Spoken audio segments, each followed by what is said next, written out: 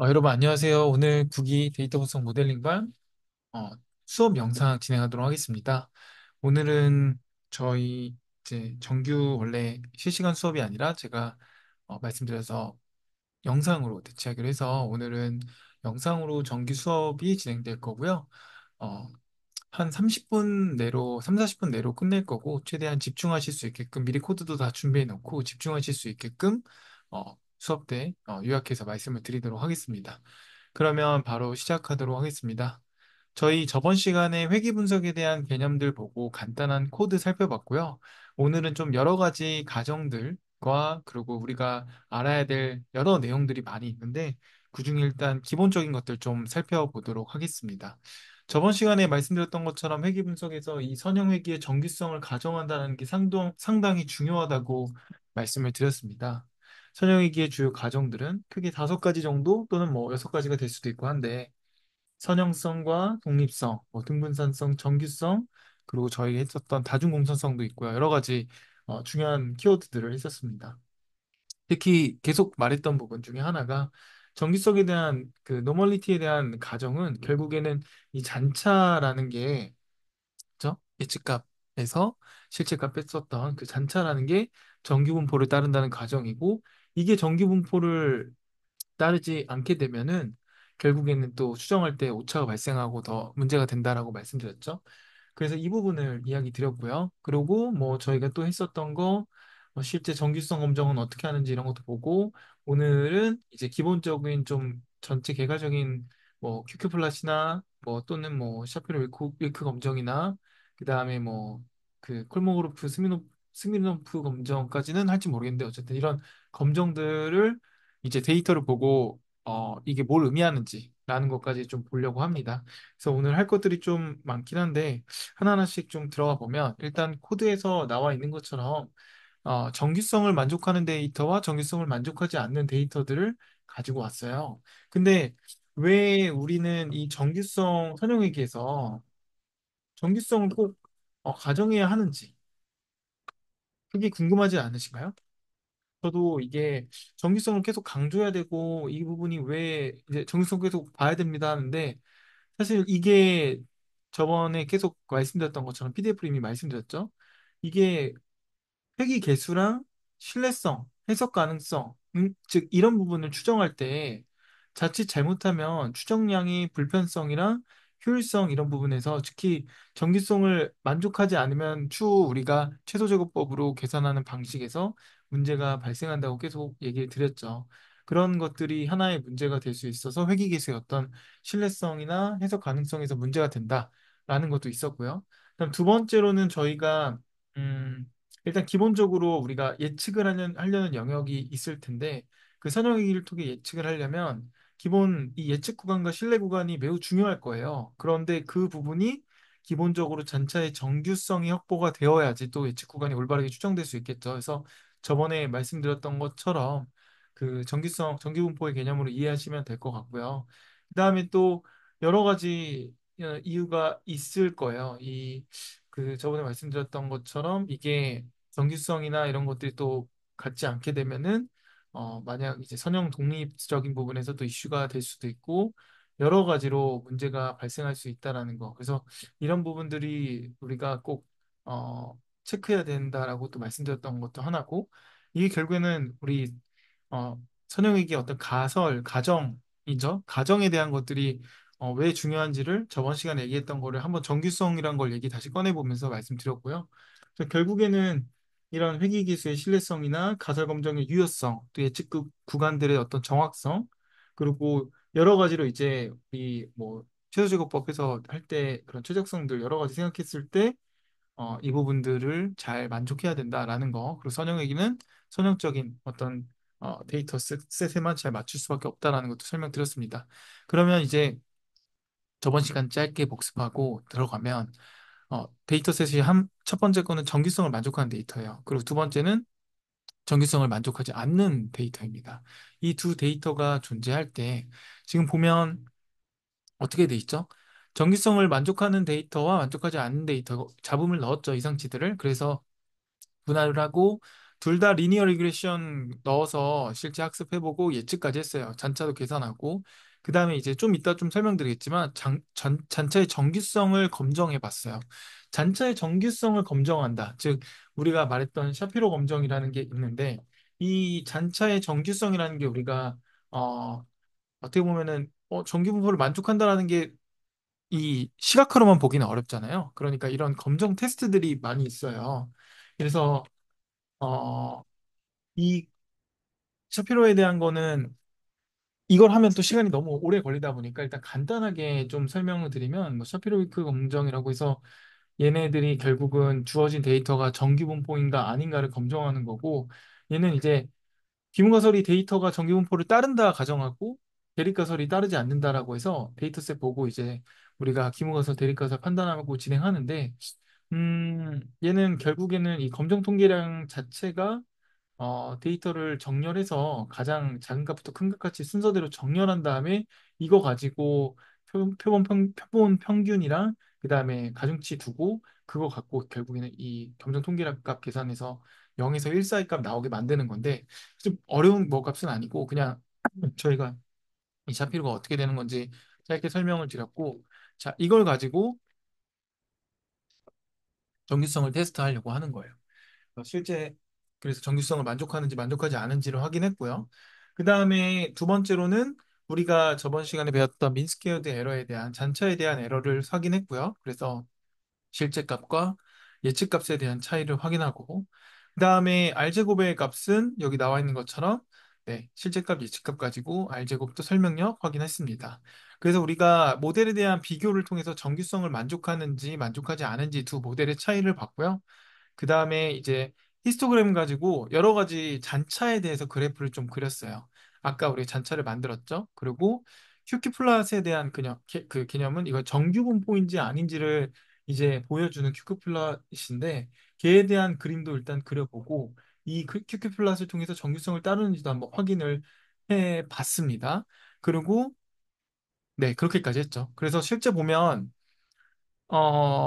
어쩌죠? 이게 아까 규모가설, 대립가설 개념으로 생각을 해보면 정규성을 만족한다라고 하니까 당연히 p-밸류가 0.5 이상이 돼버리니 기무가설이 당연히 채택이 될 거고 기무가설이 채택이 되지 않겠죠. 그래서 이런 식의 값들이 나올 거고 그 다음에 정규성을 만족하는지에 대한 거를 갖고 이제 MSE를 살펴보면 데이터가 정규성을 만족하지 않은 데이터로 만드니까 이런 식의 차이가 나네요.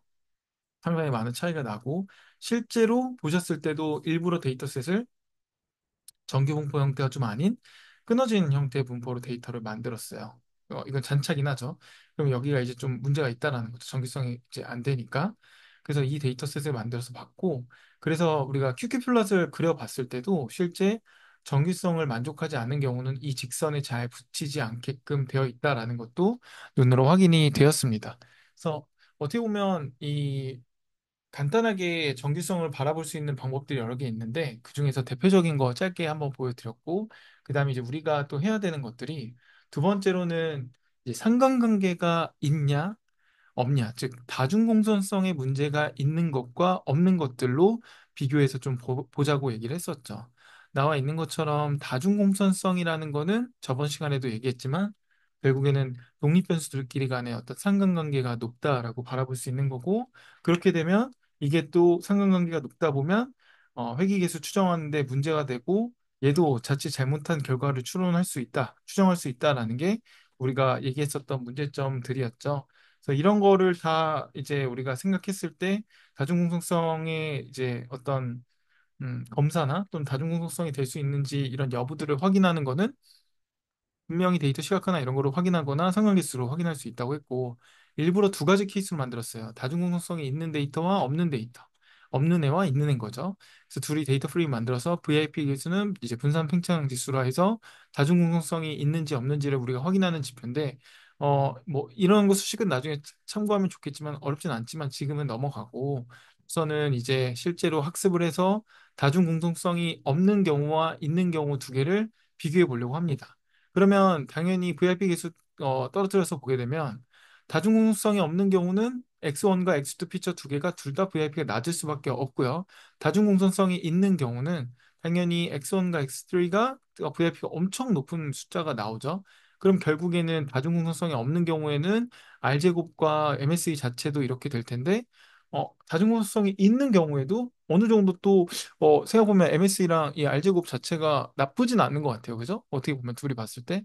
근데 어쨌든, 그러더라도 이 다중공선성은 변수 간의 존재가 있기 때문에 꼭, 체크는 꼭 잘 해주셔야 돼요. 저희가 데이터셋을 뭐, 막 그렇게 많이 만든 건 또 아니다 보니까 그냥 그래 보일 수 있는 건데, 그죠? 100개밖에 없어서 그럴 수 있는 건데, 그렇습니다. 그래서 이걸 한번 다중공수성이 없는 것과 있는 것의 이 통계 요약을 한번 해보고 그 다음에 상관계수 통해서 얘네들 확인해보고 회귀계수도 비교해보는 코드로 해서 다중공통성에 대한 내용들 보고 잔차에 대한 것도 비교해봐서 다중공통성이 없는 데이터 잔차와 다중공선성이 있는 데이터 잔차 살펴보고 어떤 식으로 되어 있는지 한번 그림을 그려봤습니다. 그랬을 때 당연히 X1, X2 보면 Y값이랑 비교했을 때 얘네는 다중공통성이 없어요. 그러다 보니까 뭐, 그치, 뭐, 사실 이걸로는 어떻게 뭐 찾아보긴 어려운데, 이제 X1과 X3 같은 경우도 여기서 봤을 때 뭔가, 지금 당장 우리 눈으로 보기에는 어렵겠죠. 그러다 보니, 상관계수라는 걸 살펴봐서 확인해 보면, 확실히 다중공통성이 있는 애들은 이거 너무 극단적으로 했긴 했는데, 거의 1에 가깝게 확인이 되었고, 실제 이 두 개의 회귀 개수를 비교해 봐도 이런 식의 차이가 나게 되었습니다.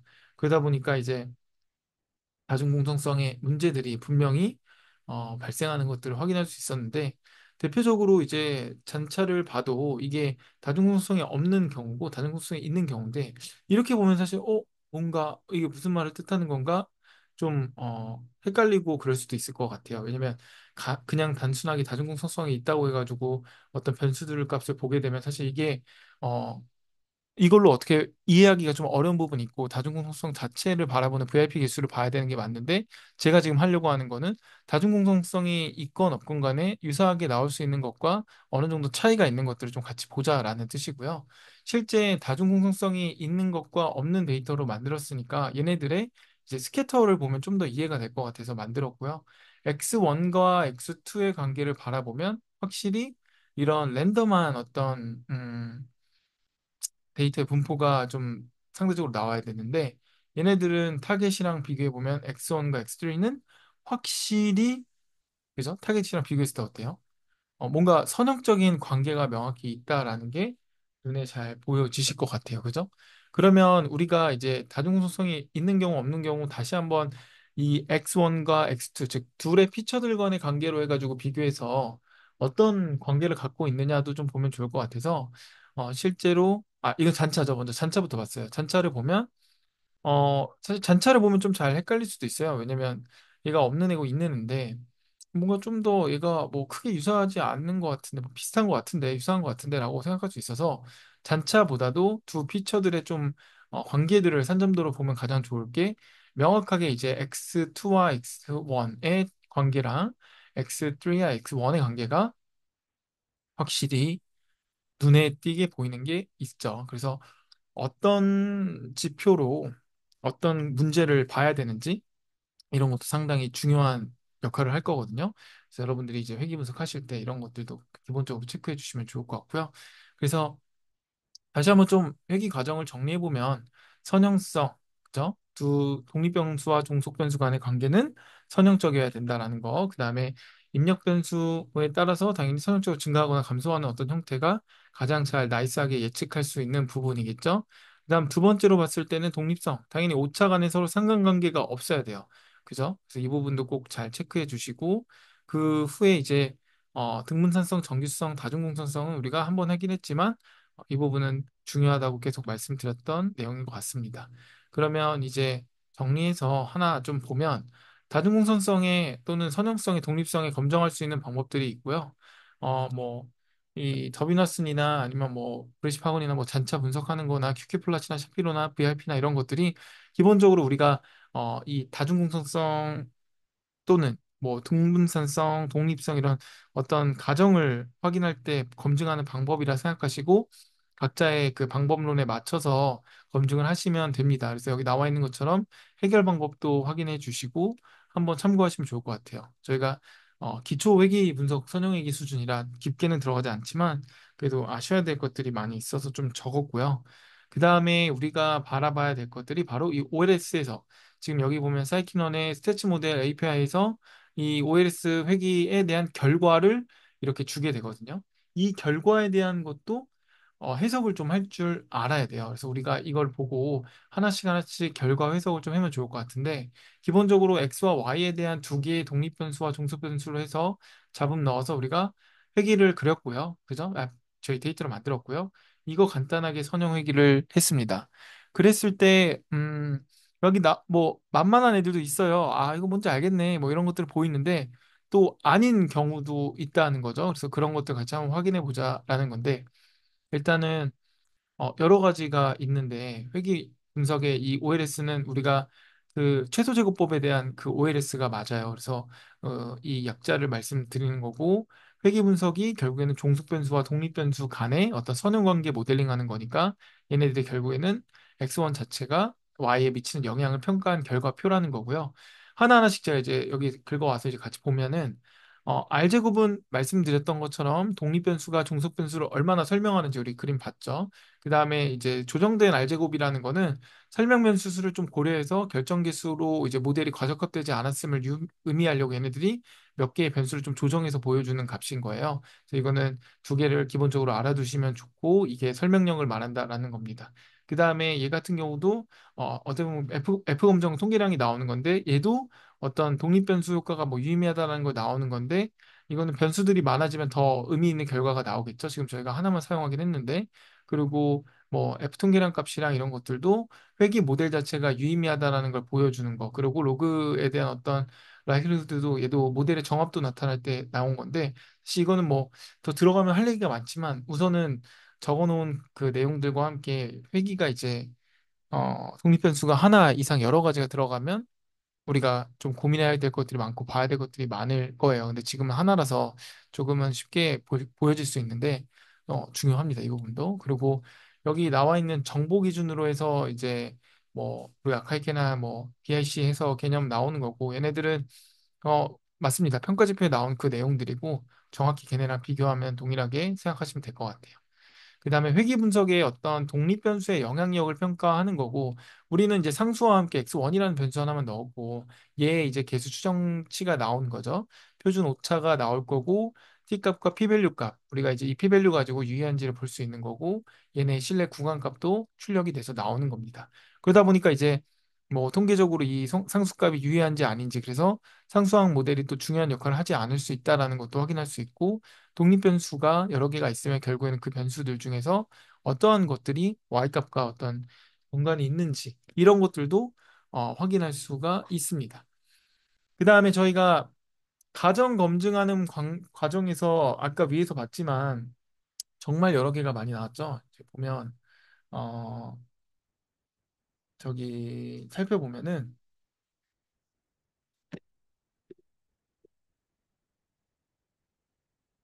여기에 여기에 숨어 있는 애들이죠.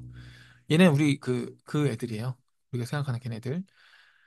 그래도 처음도 얘네들이고 이제 여기 나와 있고 더 복잡해질 수도 있는데 어쨌든 여기 나와 있는 애들이고 우리가 아까 말씀드렸던 것처럼 회기의 독립성을 검정하는 거나 이런 정기성 검정하는 이 t-테스트가 자동으로 얘네들이 값이 출력이 돼요. 그래서 여기 나와 있는 것처럼 얘네가 0.5, 0.05 그죠? p-value 값 기준으로 해서 정기성 따르는지 안 따르는지 이런 게 다 나와 있거든요. 그래서 이거 하나씩 하면 뭐 좋겠지만 사실 비슷한 맥락이에요. 결론은 가정에 대해서 우리가 정기분포를 뭐 따르냐 안 따르냐 기무가설 대립가설 가지고 검정하는 방법인 거거든요. 그래서 그 내용으로 결과가 나올 수 있다라는 거 참고하시면 좋을 것 같고 당연히 등분산성에 대한 검정도 해야 되니까 얘도 나올 거고요, 값이. 나중에 이제 여러 가지 변수들 넣게 되고 하면 그 다음에 다중공선성도 네, 나올 수가 있겠죠. 뭐 이게 상대적인 수치입니다. 그냥 예시로 든 거고.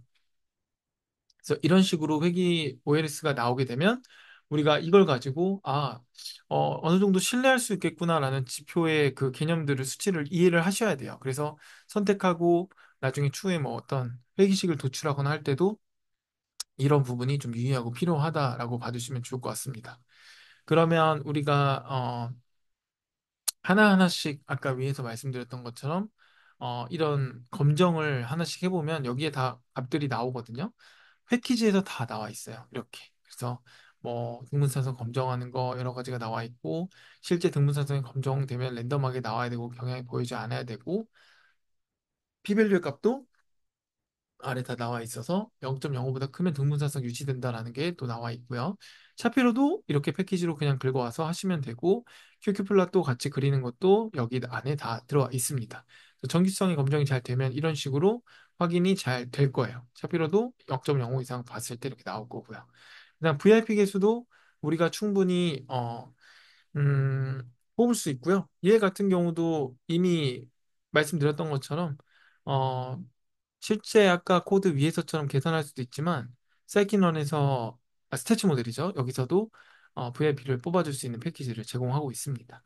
선형성의 검증이나 이런 것들 다 아까 했었던 내용들이고 제가 하나 이제 좀 얘기하고 싶은 거는 현재는 이런 선형적인 데이터들은 우리가 회귀 분석을 통해서 어느 정도 이해가 되고 이제 가정이나 이런 것들을 충분히 여러분들 개념이 이해되실 텐데 여기서 중요한 거는 저희 수업 시간에 다 다루진 않을 거지만 그래도 다항액이라는 차수에 대한 것들이 올라가면서 비선형적인 문제를 해결할 수 있다라는 게 이번에 좀 얘기할 부분 포인트인데 다음과 같아요. 지금은 데이터셋이 선형적이기 때문에 문제가 없겠지만 만약 비선형적인 데이터를 즉 비선형이라는 거는 직선이 아닌 어떤 곡선의 그래프나 여러 좀 뭐 오목하거나 볼록한 그런 그래프겠죠. 그런 그래프가 어떻게 나에게 던져주는가, 이 회귀식을 도출하면, 라고 했을 때, 아래 보면, 어떤가요, 여러분? 확실히? 확실히 딱 봤을 때도, 제가 볼 때는, 좀, 이, 많이 못 맞추죠.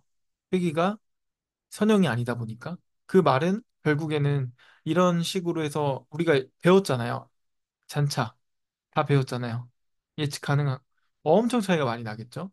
예, 이런 문제가 근데 이게 왜 문제가 될까라고 하는데 이제 현실에서의 실제 데이터를 바라보시거나 하면 모든 이런 현상들이 선형적인 관계도 분명 존재하겠지만 비선형적인 관계도 상당히 많이 있습니다. 그리고 데이터가 정기 분포가 아닌 경우도 상당히 많을 거고요.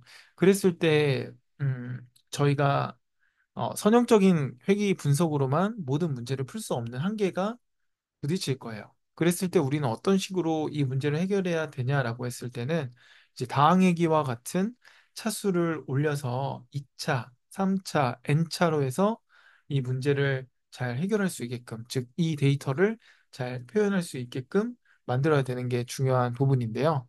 여기 나와 있는 것처럼 이런 식의 데이터셋을 가지고 우리가 하게 되면 가장 큰 어떤 문제 중에 하나가 어, 설명할 수가 없어요. 이 현상을. 반은 틀리고 반은 맞추는 게 안 되잖아요. 그러다 보니까 다항의식인 이제 폴리노미얼 해서 2차식으로 올려서 넘파이에서도 쉽게 할 수 있고 사이키널에서도 있고 여러 가지가 있거든요. 리니어에서도 저기 스태츠에서도 그렇고요. 뭐 사용하시는 건 다양하게 할 수 있는데 목적 자체의 시각화는 이거예요. 즉 우리가 선형의기로 풀 수 없는 이러한 문제들을 실제로 다항의기로 풀어버리면 이렇게 어, 회기식 자체가 차수가 이차항 형태로 들어가면서 데이터를 잘 설명할 수가 있겠죠. 근데 반대로 또 여기서 문제가 하나 발생할 수 있어요. 어떤 게 있을까요? 이 어떤 게 있을까라고 한다면 무엇보다도 우리가 알고 있는 그 과적합, 그죠? 데이터가 비선형 관계인데 그 비선형 관계에 너무 완벽하게 이거를 겹쳐서 합치게 되면 이게 과적합의 영역으로 보이게 되거든요. 실제 제가 코드를 잠깐 보면 전기수에서 했었던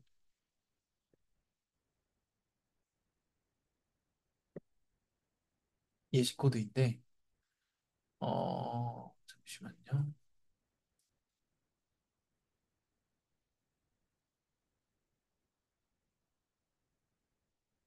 저희가 어, 이 사이클론 패키지에 분명히 존재할 텐데 제가 잠시만요. 바로 찾을게요. 이 저기에 다 나와 있거든요. 그 저기 사이클론 공식 홈 보면 여기에 이제 다항 얘기가 다 나와 있을 텐데 제가 한번 이거를 우리가 한번 같이 볼까요? 아, 이게 다른 차트여가지고 안 되는군요. 잠시만. 제가 그러면 바로 검색을 할게요.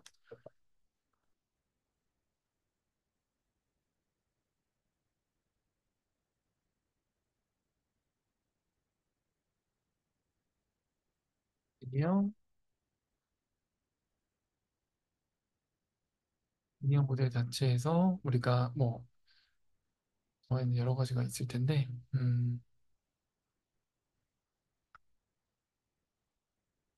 그래서,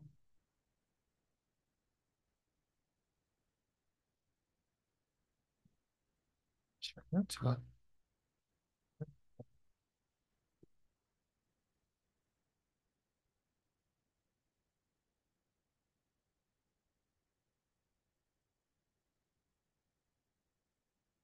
어, 잘 안 나오네요. 이게 제가 지금 찾고 있었는데, 이게 이제, 어쨌든 이제 결론적으로 말씀드리려고 하는 거는 지금 이 그래프에 대해서 너무 최적화가 되면은 문제가 될 수 있다라는 예시를 보여드리려고 했는데, 이거를 좀 이미지로라도 좀 보여드리면 좋을 것 같아요. 네, 여기 있네요. 이게 가장 좋을 것 같은데, 여기 보면, 그, 자, 하나만 잠깐 보고 가시죠. 보이시죠? 여기 보면 이제 우리가 알 수 있는 이 선형외기에서도 중요하게 바라볼 수 있는 하나가 뭐냐면 과적합, 다항외기 같은 경우 과적합이 될 수 있어요. 왜냐면 이렇게 나와 있는 것처럼 이 데이터가 리니어했을 때랑 그다음 이걸 최적화 맞춰가는 과정 속에서 만약에 이런 식으로 완벽하게 이 모델에 다 맞춰지려고 하게 되면은 과적합이 될 수가 있겠죠. 이것도 실제 데이터셋에 무조건 이 패턴을 동일하게 반복하지는 않을 거니까요.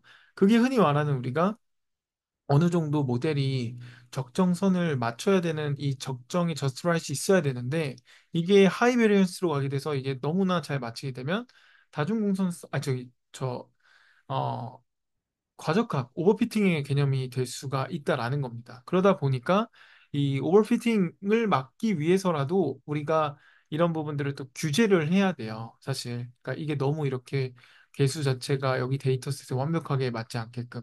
사실 그러려면은 이제 우리가 추가로 또 배워야 될 게 규제라는 그 리치 라쏘들의 이런 엘라스틴 자체가 이런 것들 회귀 개수 규제하려고 나오는 거거든요.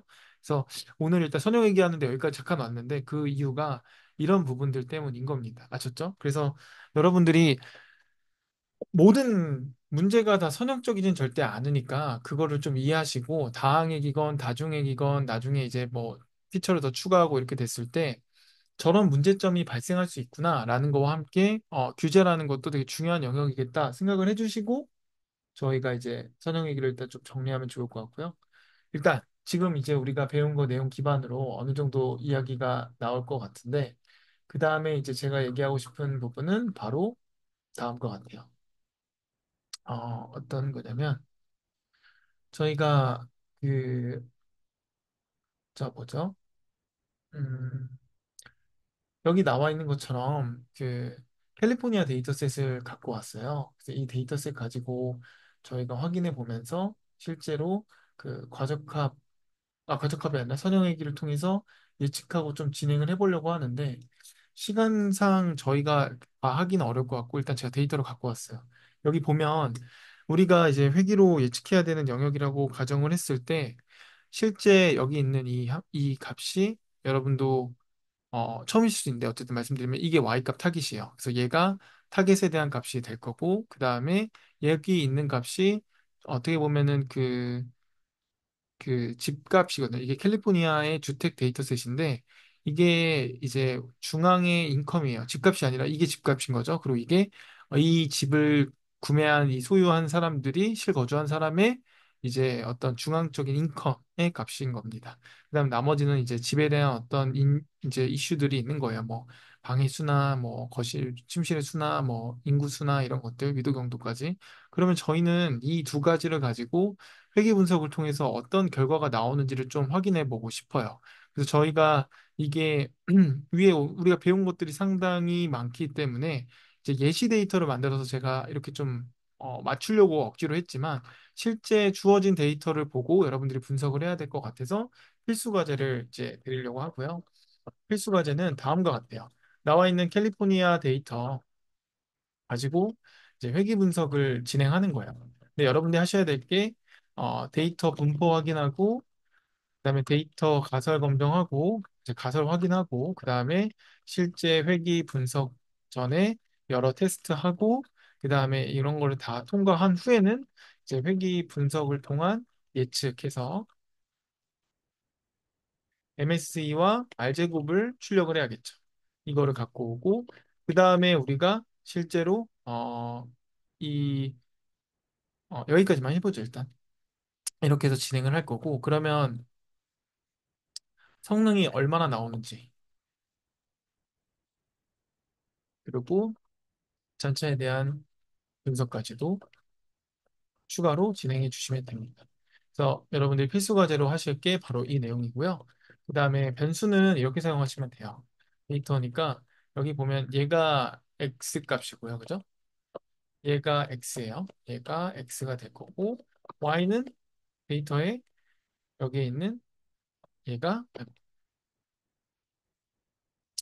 얘가 네, 될 겁니다. 이렇게 되겠죠? 그럼 x 이렇게 될 거고 y가 이렇게 되는 거예요. 그래서 x값 갖고 y값을 보는 거죠. 그러면 당연히 가설 확인이나 뭐 상관관계 당연히 봐야겠지만 확인해야 됩니다. 이건 여기 있는 겁니다. 이쪽 다 하셔야 됩니다. 그래서 이거 해보고 실제 성능이 얼마나 나오는지 그래서 위에 했었던 과정들 다 봐주시면 좋을 것 같고요. 그러면 다음 시간에는 이제 이어서 좀 더 진행하고 마무리하고 이제 분류 쪽 모델을 좀 배울 수 있을 것 같아요. 그래서 이 시간 동안에 여러분들 한번 실제 캘리포니아 데이터 가지고 확인해 보시고 이 데이터셋으로도 저희 다른 반도 많이 연습하고 성능 평가하고 성능 개선합니다. 그만큼 실제로 유사한 데이터라고 볼 수 있는 거니까 열심히 잘 해주시면 좋을 것 같아요. 오늘은 그러면 이렇게 영상 마무리하고 종료하도록 하겠습니다. 감사합니다.